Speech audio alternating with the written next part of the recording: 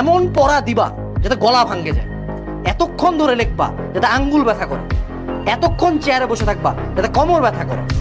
তোমার যে এই যে খারাপ লাগা অপমান, এটার কারণে তুমি চাইলে হাতে চুরি পরে সুন্দর মতো রুমের মধ্যে সাপনুরের মতো বিছানার মধ্যে ধাপ দিয়ে যায়, মেডিকেল হয় না। You can do this.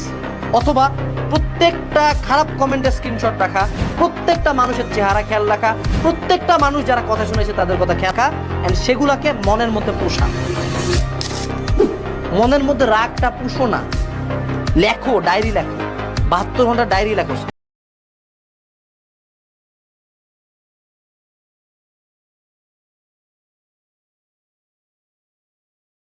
সময় যত কম, পড়ার টাইম তত বেশি। রেজাল্ট যত খারাপ, পড়ার টাইম তত বেশি। চান্স পাওয়ার সম্ভাবনা যত কম, পড়ার টাইম তত বেশি। স্বপ্ন যত বড়, পড়ার টাইম তত বেশি।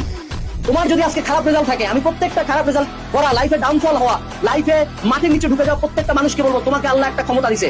তুমি human being, you have the power of revenge and hate and anger.